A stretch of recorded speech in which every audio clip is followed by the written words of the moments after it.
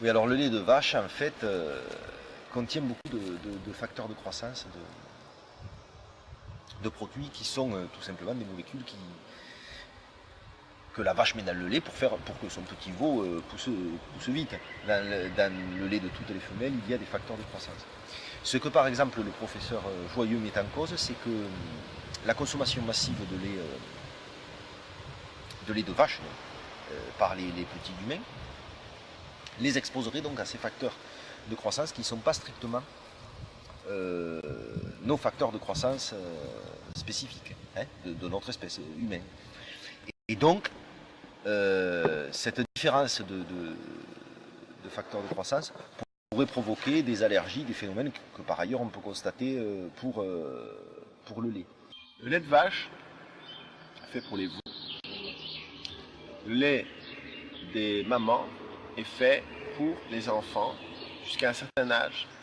Selon certains scientifiques, entre 3 et 6 ans, mais plutôt à 3 ans, parfois certains 6 ou 7, c'est difficile à dire, mais ils sont tous d'accord pour dire qu'à partir d'un certain âge, très jeune, on arrête de fabriquer une enzyme qui sert à digérer le lait. Une des enzymes qui permet de digérer le lait, la LDH, est inductible, c'est-à-dire qu'elle est produite par les nourrissons et jusqu'à quelques années pour digérer le lait, évidemment.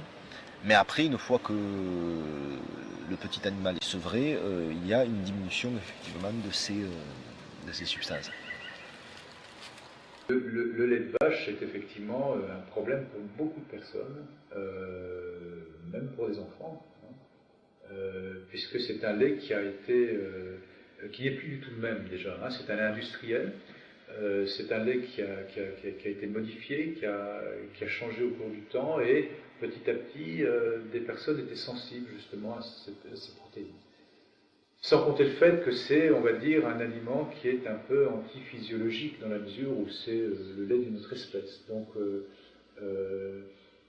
on voit des pathologies, par exemple chez les enfants, comme des rhinites chroniques, des otites, des choses comme ça. Dès lors que l'on supprime le lait, au bout de 15 jours, 3 semaines, les symptômes ont complètement disparu. Donc le lait n'est pas vraiment un aliment idéal, adapté à notre physiologie. Est-ce que vous buvez du lait de vache? Non, Non. Pourquoi? parce que le lait n'est pas un aliment pour Dieu, c'est un aliment pour jeunes. Je sais pas, j'en ai trop bu quand j'étais gamin, je crois.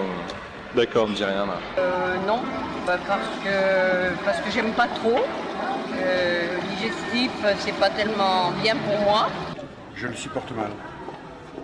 En fait, j'ai un problème à l'intestin et ça m'est interdit. Plus que depuis que j'ai appris que c'était un aliment pour ruminants. Le lait, c'est bon pour les vaches. Parce qu'on ne voit pas un petit, en dehors du sevrage, boire du lait. Donc le lait, il a des inconvénients. À l'heure actuelle, on reconnaît que ça peut être la cause d'une mauvaise circulation du foie, ça peut être aussi la cause de problèmes d'acné, ça peut être la cause aussi de cancer gynéco chez les femmes. Ce qu'il y a de certain, c'est que les vaches, les races laitières ont été soumises depuis 100 ans, c'est pareil, à de très fortes sélections pour produire considérablement plus de lait que ce qu'elles produisaient il y a ne serait-ce 50 ans. Bon. Donc ça, c'est déjà une pression qui est claire et qui peut avoir des conséquences biologiques pour le lait, pour la qualité du lait. D'autre part, il y a le fait aussi, et ça il faut quand même en tenir compte quand on parle du lait, c'est que le lait c'est un solvant gras.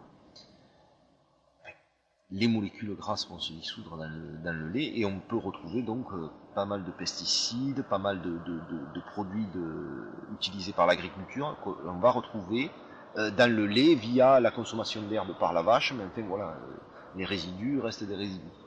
Mais on ne trouve pas du lait de vache, on trouve du lait pasteurisé. Du lait de vache, il faut habiter près de quelqu'un qui élève des vaches. Mais je me souviens du bon vrai lait de vache que je mangeais petite, qu'on allait chercher dans les boîtes en fer et c'était très bon aussi. Je pense que la qualité du lait, il y a plusieurs centaines d'années, était une qualité qui était parfaite.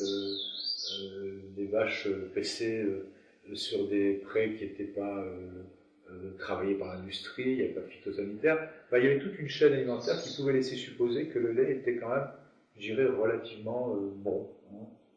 Mais ça a bien changé justement hein, par rapport à toute l'industrialisation et puis tous ces produits actuellement qui sont répandus sur Terre. Le lait, là, pourquoi voilà, le calcium, qu'est-ce qu'ils servent les os? L'apport de calcium. Du calcium. Parce que ça apporte de bon. Le goût est sympathique aussi quand même. Ça se boit comme du petit lait. Si on note le lait, la crainte, la peur, c'est « mais où va-t-on trouver le calcium ?»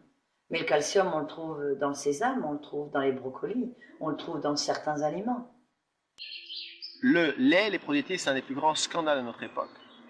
Dans le sens que tout ce qu'on dit sur le lait, la plupart des bienfaits du lait qu'on dit sont archi faux.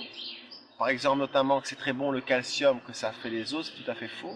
Manger les produits laitiers, ça donne de l'ostéoporose, qui est le contraire, parce que ce n'est même pas bon pour le calcium. Parce qu'il y a une chose qu'il faut savoir aussi, c'est qu'on peut manger beaucoup de calcium et pas le tenir dans le corps. Parce que c'est aussi au niveau cellule yin et yang. S'il n'y a pas un yang pour retenir le yin, il n'y a rien qui se fait. Et au contraire, on peut perdre le calcium en consommant beaucoup de calcium.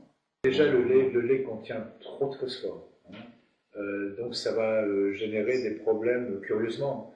Ça va empêcher l'organisme d'assimiler correctement le calcium qui est dans le lait.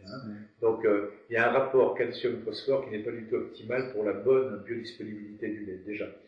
Et puis il y a toutes ces protéines du lait qui sont des grosses molécules, des grosses protéines qui peuvent être allergisantes, qui peuvent créer des problèmes d'encrassement organique.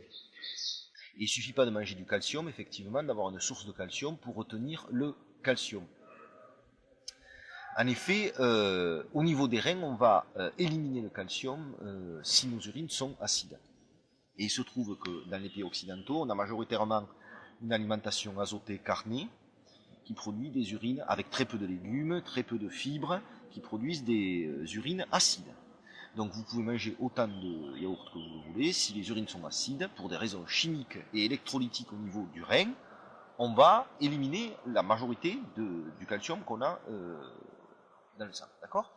Alors que si les urines sont alcalines, par exemple en mangeant beaucoup de légumes verts, de fibres, etc., là le calcium qu'on va consommer avec un yaourt par exemple, ou avec du lait, ou avec ce que vous voulez, va être retenu au niveau des reins, c'est-à-dire qu'il va rester dans le milieu intérieur, et alors là effectivement il va avoir éventuellement la possibilité de se fixer au niveau des os, ou d'aller vers les muscles, etc., de jouer un rôle physiologique qu'il a. Mais au moins le conservera-t-on et le gardera.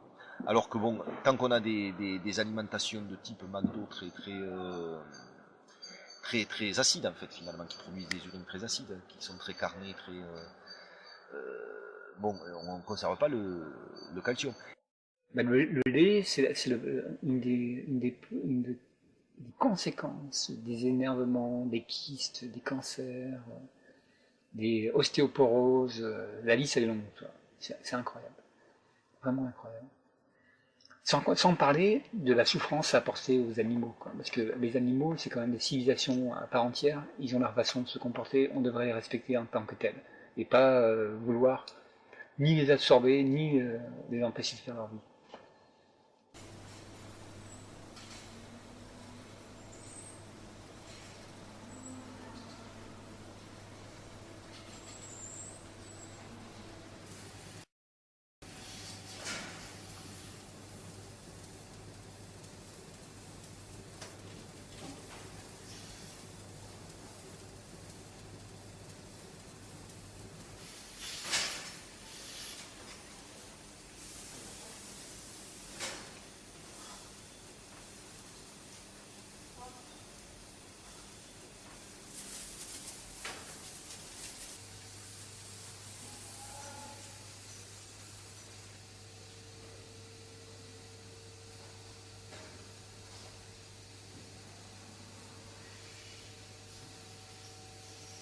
Il faut comprendre que quand on fait partie de l'industrie des produits laitiers, on fait partie d'une industrie qui asservit les animaux.